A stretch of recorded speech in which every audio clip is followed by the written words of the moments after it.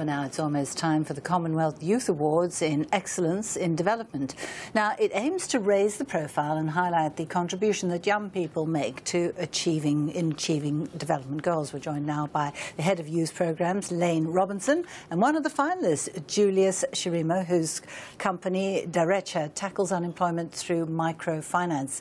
Gentlemen, thanks very much indeed for joining us here. Now, how long have these awards been going for? Well, the Youth Awards have been going on since 2002, but this current award that we're offering has really started since 2012, when the Commonwealth realized that it's so important to invest in the work of young people as development partners. So we really started to really put great emphasis on the work of young people since 2012 with these Youth Awards in development work. We're going to hear about some of those young people in a moment, but just tell me, what does this award give the young person? Well, the award, above everything else, gives a huge recognition to the work and contribution of young people. For many years, young people have been doing exceptionally good work, especially development work and humanitarian service at country level, without the recognition and the dignity that goes with that. So this award gives that kind of prestige to a young person who's working so hard, without finances, without support. It raises their profile, sometimes to even meet with their leaders at country level. But in addition to that, we give an award, a physical award, and cash support for the selected winners so that they can reinvest in their development projects.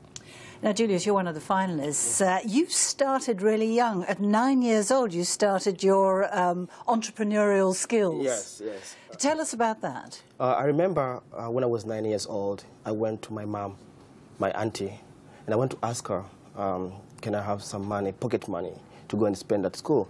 But my auntie's family was big, and my uncle didn't have enough income to support the family at that time. So the only thing I could do was to help my auntie farm, like in the small garden, and use the produce to sell them in the street and get money so that I can go and buy myself uniforms and other things. Okay. And then what's led on from that? Talk to us about your company, Derecha. Yeah. When I was doing that at 9 years old, I didn't know what entrepreneurship was. I came to learn about entrepreneurship when I went to South Africa at a school called African Leadership Academy. The school is the one which really opened my eyes. When I went there, I was learning about entrepreneurship, leadership, and African studies. What was the core skill that you learned at this? Because this is a famous school, this, isn't it? Yes, we were among the first students in that school. And this is building future African leaders. Yeah. So when I saw what the school was teaching us, I said, this is something very important. But my fellow young people in Tanzania, they're not getting this opportunity because I'm the only one we were just few of us from Tanzania. So how can I go and implement this in my own country in the better way? Okay. So that's when the idea of Derecha came about. Okay, so what are you doing? So what I do, Derecha is actually a micro venture capital. It's different from microfinance. What we do, we offer capital, not in terms of requiring interest rate, but we're offering capital in the way we share revenue when young people execute their projects and generate revenue from that. But in the way that we train them about entrepreneurship skills and other skills, from there, then we are able to work together and collect revenue and share the revenue. So, Lane, if we look at Africa, I mean, I know you're talking about the whole of the Commonwealth, but if we look at Africa as a whole, and you look at the demographics of Africa, it's the young people, which is this huge demographic with people without jobs. And this is a resource. I mean, we talk about, China and all these places coming in and taking the resources of Africa. This is its key resource. And is this about that? It's exactly about that. It's about tapping into the rich resource of our countries. The greatest asset in all the Commonwealth is the young people.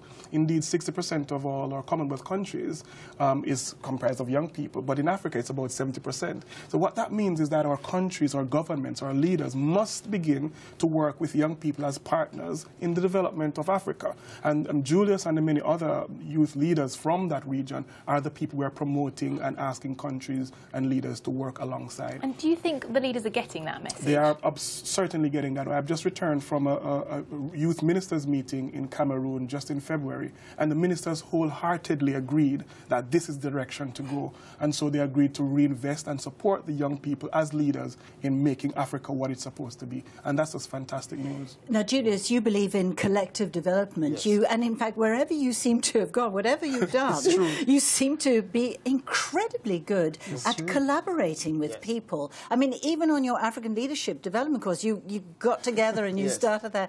Is that what Africa certainly needs, is for different countries to talk to each other and not just be islands unto themselves? Definitely, definitely. Africa needs collective development, and I strongly believe in that. You know, when you look at it, you find that you have a government here and you have people here. But the government does not communicate very well with its people. And at the end of the day, you find maybe something is broken out there, which was built by the government. People don't want to fix it because it's the government's responsibility.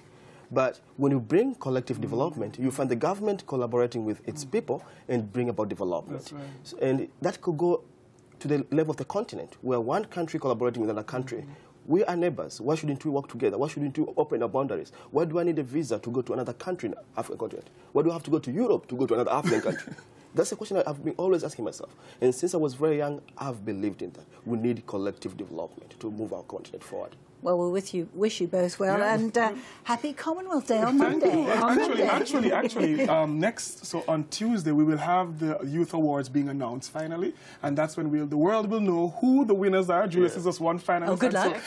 Good luck. Of course, so we invite everybody to go to the Commonwealth website. It will be a live stream, the awards ceremony, on Tuesday at 11 GMT, so that they can see who the finalists or the winners of the Commonwealth Youth Awards for 2015 will be.